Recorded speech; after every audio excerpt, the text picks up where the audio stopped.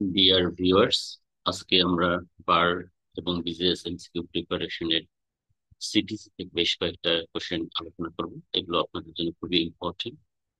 এই 5টা সেশন আলোচনা করব, এগুলো থেকে এমসিকিউ কোশ্চেন হতে পারে। প্রথমে আমি শুরু করব সেশন 89A থেকে। সিটিসির 89A থেকে আপনারা জানেন যে এখানে এডিআর সম্পর্কে বলা হয়েছে।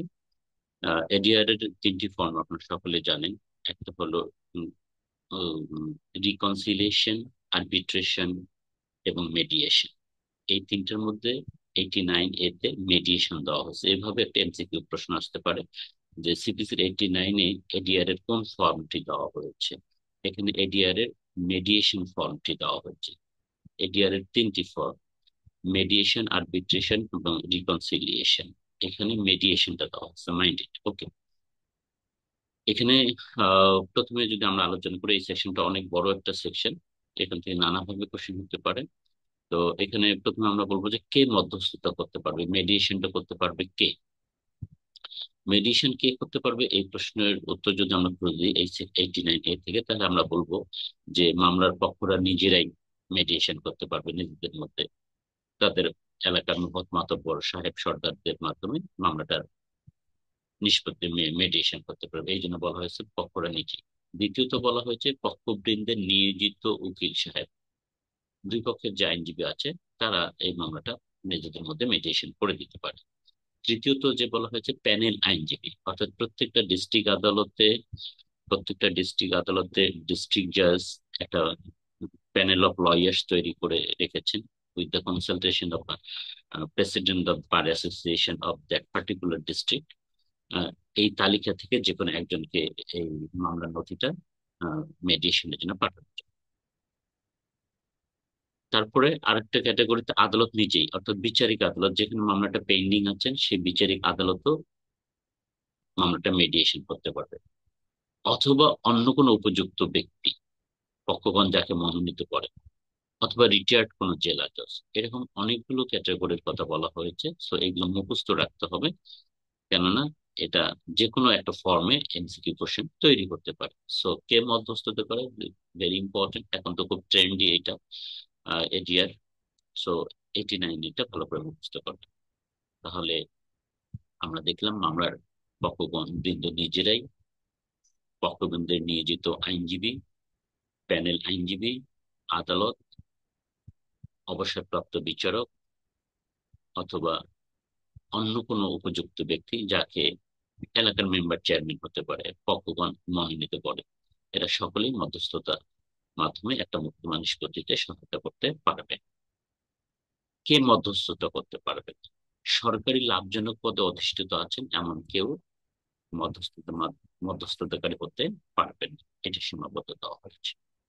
কতদিনের মধ্যে মধ্যস্থতা করতে হবে? মধ্যস্থতা করার 60 দিনের মধ্যে মধ্যস্থতা শেষ করতে হবে। যদি না পারা যায় তাহলে আদালতে অ্যাপ্লিকেশন গুলো আরো 30 দিন দিতে পারবে আদালত। তাহলে এই সময়সীমাটা মনে রাখবেন। যদি মধ্যস্থতা ব্যর্থ হয়, তাহলে মধ্যস্থতার মাধ্যমে যে আলোচনা হয়েছে, বক্তব্য বিবৃতি দেওয়া হয়েছে, দলিলাদি উপস্থাপন করা হয়েছে, এগুলো সকলেই গোপনীয় বলে গণ্য হবে, mind it.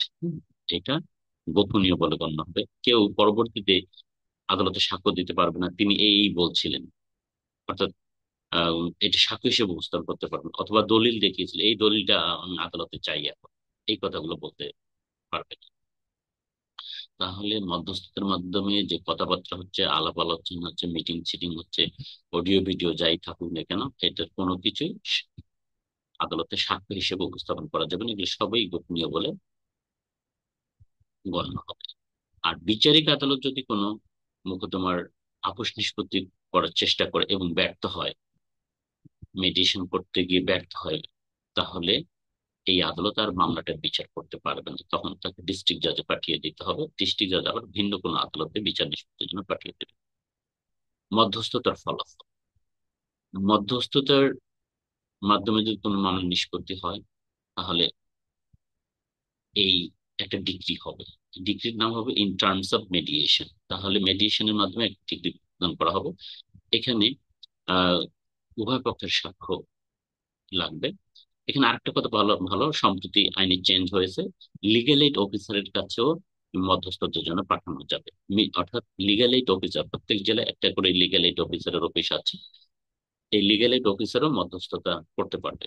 This is very new development. ওকে।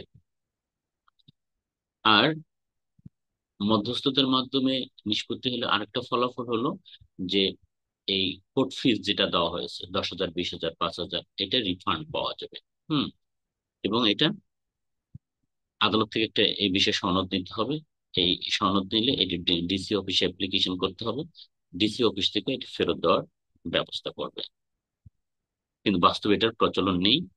তবে আপনারা যারা আমার ভিডিও লেকচার শুনছেন, আমি খুবই ইউনিক কিছু কথা বলি, ভিন্ন ধর্মী কিছু কথা বলি, এই আপনাদের পন্থাটা দেখাই দিলাম। আইনি শুধু বলা আছে এতটুকুই যে রিফান্ড পাবে, কিন্তু কিভাবে রিফান্ড পাবে তা কিন্তু কোনো আইনে ওইভাবে বলা নেই। তো আপনি যদি এই রিফান্ড চান, তাহলে প্রথমত সংশ্লিষ্ট আদালতে একটা অ্যাপ্লিকেশন দিতে হবে, এই বলে যে তিনি যেন সংশ্লিষ্ট ডিসি অফিসকে এই নির্দেশনা দেন এই টাকাটা ফেরত দেওয়ার জন্য। কারণ ট্রেজারি তার হাতে, ডেপুটি কমিশনার হাতে, ডিসি সাহেবের হাতে ট্রেজারি থাকে। কারণ টাকাটা যখন জমা হয়, রিফান্ড শুধুমাত্র ট্রেজারির মাধ্যমে আসতে পারে। তো ট্রেজারি যেহেতু ডিসি সাহেব দেখাশোনা করে, এতে তিনি এটার ব্যাক করতে পারবেন। এই জন্য এই আদালতে যে মেডিয়েশনের মাধ্যমে আমরা একটা নিষ্পত্তি হয়েছে, আপনি আদালতে অ্যাপ্লিকেশন করছেন, সেটা রিফান্ডের জন্য আদালত সেটা মঞ্জুর করেছে, এগুলো সমস্ত কিছু সার্টিফাইড কপি নিতে হবে। কপি নিয়ে ডেপুটি কমিশনের কাছে একটা অ্যাপ্লিকেশন করতে হবে এই বিষয়গুলো উল্লেখ করে যে আমি এটা রিফান্ড চাই, আমি এরকম 10,000 টাকা বা 20,000 টাকা, 35,000 টাকা কোর্ট ফি দিয়েছিলাম, একটু রিফান্ড চাই। তখন ডিসি সাহেব এটার একটা ব্যবস্থা করবেন। আর মধ্যস্থতায় নিষ্পত্তিকৃত মামলার ক্ষেত্রে কোনো আপিল বা রিভিশন করা যাবে না। This is another consequence. তাহলে কোর্ট ফি ফেরত পাওয়া যাচ্ছে, তারপরে আপিল রিভিশন হবে না। These are the consequence. Okay. আপিলে মধ্যস্থতার মাধ্যমে মামলা নিষ্পত্তি হতে পারে, আপিলেও নিষ্পত্তি হতে পারে। তাহলে অনেকগুলো বিষয় এখানে আছে, এই সেশনটা খুবই ইম্পর্টেন্ট, এটা আমরা থরলি পড়তে হবে। কারণ বিকল্প বিরোধ নিষ্পত্তি এখন এই মুহূর্তে বাংলাদেশের বিচার ব্যবস্থা খুবই ট্রেন্ডি একটা ম্যাটার। সো এখান থেকে নানাভাবে কোশ্চেন হতে পারে। কে কে মধ্যস্থতা করতে পারে, কতদিনের মধ্যে মধ্যস্থতা করতে পারে, কে মধ্যস্থতা করতে পারে না, মধ্যস্থতা ডিগ্রির বিরুদ্ধে প্রতিকার কি, আদালত মধ্যস্থতা ব্যর্থ হলে তার ফলাফল কি, ইত্যাদি নানা ধরনের কোশ্চেন হতে পারে। So be aware of it. বার এবং বিদেশ থেকে নানাভাবে এখানে এমসিকিউ কোশ্চেন হতে পারে।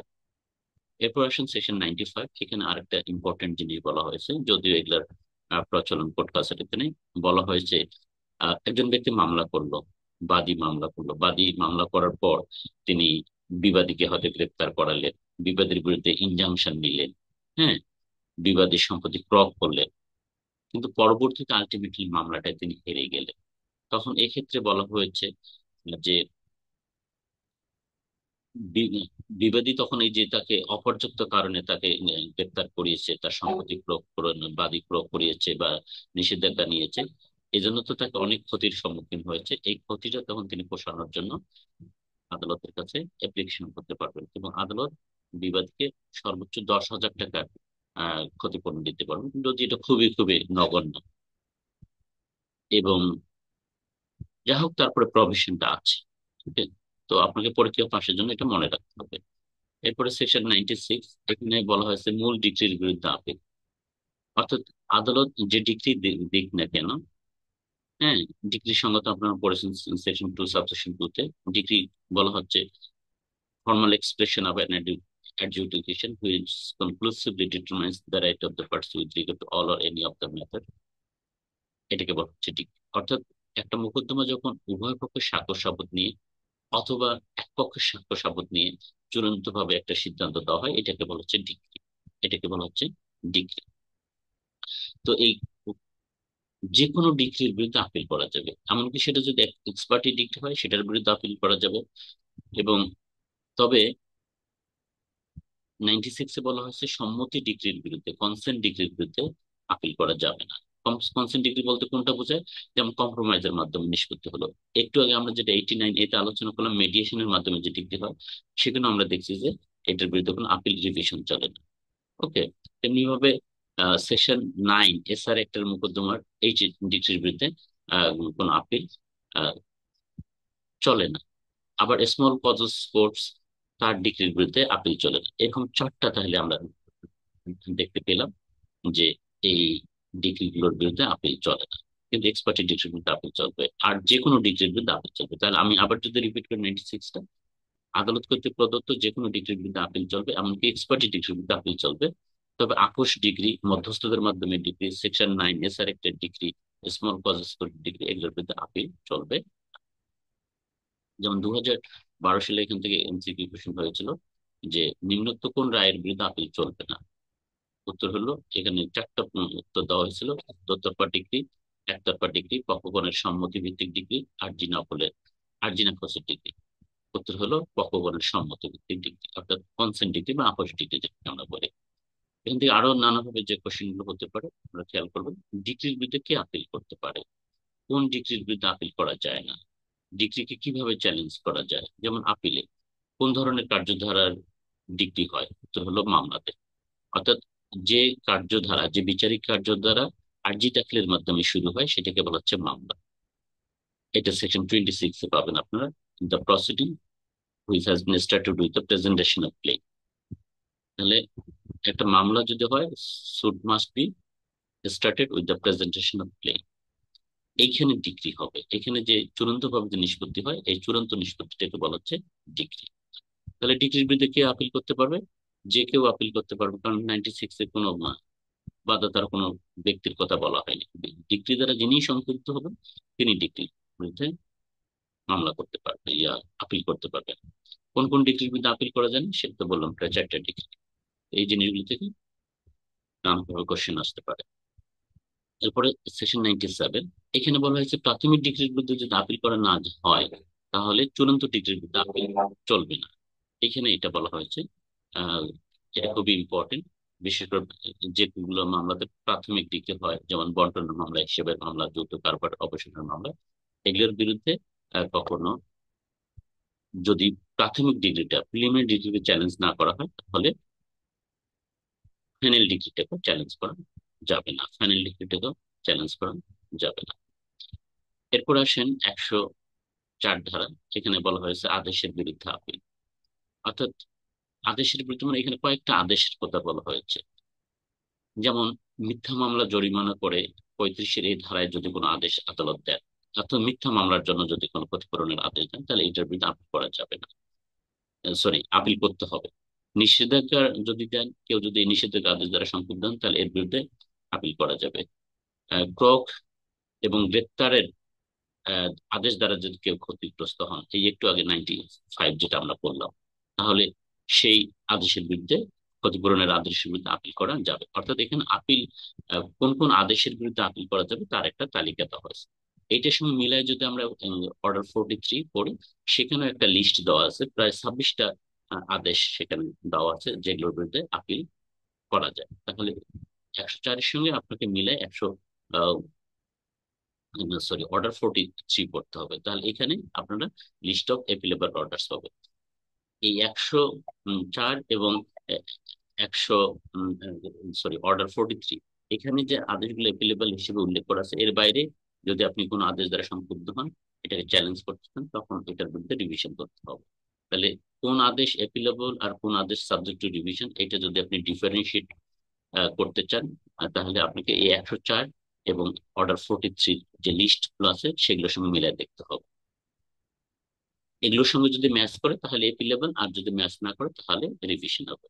তাহলে আপনি নিজে থেকে যদি না জানেন কোন আদেশের বিরুদ্ধে আপিল করবেন কি রিভিশন করবেন, তাহলে আপনার জন্য টাচ স্টোন হলো এই দুইটা জায়গা, অর্থাৎ 104, এখানে যে 3-4টা আদেশের কথা বলা হয়েছে, আর অর্ডার 43, এগুলোর সঙ্গে মিলাই দেখবেন, যদি এগুলোর সঙ্গে ম্যাচ করে তাহলে আপিল করবেন, আর যদি না মেলে তাহলে রিভিশন করবেন। এইভাবে পার্থক্য করার চেষ্টা করবেন যে which order under appeal or revision. আশা করি ক্লিয়ার করতে পারছে বিষয়টা। হুম। এরপরে হলো আপিল আদালতের ক্ষমতা, 107 ধারা। এখানে আপিল আদালত at the time of appeal hearing কি ধরনের ক্ষমতা প্রয়োগ করতে পারেন সেই জিনিসগুলো বলা হয়েছে। যেমন বলা হয়েছে নির্ধারিত শর্ত এবং সীমাবদ্ধতা সাপেক্ষে আপিল আদালত নিম্নলিখিত ক্ষমতাগুলো প্রয়োগ করতে পারে। সেখানে 4টা ক্ষমতার কথা বলা হয়েছে, এই জিনিসগুলো মুখস্থ রাখতে হবে। যেমন একটি মোকদ্দমা চূড়ান্তভাবে নিষ্পত্তি করা, উনি আবার আপিল হিয়ারিং করে একটা ফাইনাল জাজমেন্ট দেবেন। অথবা মামলাটা পুনর্বিচারে প্রেরণ করা, অর্থাৎ তিনি রিমান্ডে প্রেরণ করতে পারবেন অর্ডার 41 রুল 23 বিধান অনুযায়ী। আবার তিনি কি করতে পারেন, আপিল হিয়ারিং করে ইস্যু নির্ধারণ পূর্বক বিচারের জন্য প্রেরণ করতে পারেন। অর্থাৎ তিনি ইস্যু ফ্রেম করে দিবেন, করে আদালতকে নির্দেশ দিবেন তুমি এই আদার ইস্যুগুলোর উপর ভিত্তি করে সাক্ষ্য শপথ নিয়ে নিষ্পত্তি করে দাও। অথবা রিমান্ডে যেটা বলা হলো, রিমান্ডে হলো পুরো জাজমেন্টটাকে সেট করে দিয়ে, ডিগ্রিটাকে সেট করে দিয়ে আবার জন্য নতুন করে বিচারের জন্য, এটা হলো রিমান্ড। আর সিতে যেটা বলা হলো যে ইস্যু নির্ধারণ পূর্বক বিচারের জন্য আদালত, আপিল আদালত যে ইস্যুগুলো নির্ধারণ করে দেবেন এর বাইরে ট্রায়াল কোর্ট আবার চাইতে পারবে না। আরেকটা ক্ষমতা দেওয়া হয়েছে আপিল আদালতকে, যে অতিরিক্ত সাক্ষ্য নিতে পারবে, অর্ডার 41 রুল 27 এর বিধান অনুযায়ী, যে তিনি চাইলে অতিরিক্ত সাক্ষ্য নিয়ে মামলাটাকে চূড়ান্তভাবে নিষ্পত্তি করতে পারবেন। তাহলে আমরা বেশ কয়েকটা সেকশন আলোচনা করলাম যেগুলো খুবই ইম্পর্টেন্ট এবং প্র্যাকটিক্যালি কাজে লাগে কোর্ট কাস্টডিতে। সেগুলো থেকে আজকের আলোচনা, এগুলো থেকে নানাভাবে এমসিকিউ কোশ্চেন হতে পারে। তো আপনারা এই সেকশন গুলো, আমি অন্তত যে সেকশন গুলো পড়াচ্ছি এই সেকশন গুলো একদম মুখস্থ রাখবেন, না হলে কিন্তু খুব বিপদে পড়তে পারবে। কারণ এখন অনেক বেশি কঠিন প্রশ্ন হয়, নানাভাবে প্র্যাকটিক্যাল অ্যাসপেক্টস এর কোশ্চেন হয়। সো এগুলোর দিকে ভালো করে মনোযোগ দিতে হবে। তো thank you watching for this video. আপনারা জানেন আমরা বার ট্রেনিং কোর্স কন্ডাক্ট করি। আপনারা অল্প সময় দক্ষ আইনজীবী হতে চাইলে আমাদের সঙ্গে যোগাযোগ করতে পারবেন। ভবিষ্যতে যারা আইনজীবী হবে তাদের জন্য আমাদের বাদল একাডেমির পক্ষ থেকে অগ্রিম শুভেচ্ছা থাকলো। তো আজকে এ পর্যন্ত। Thank you for watching this video.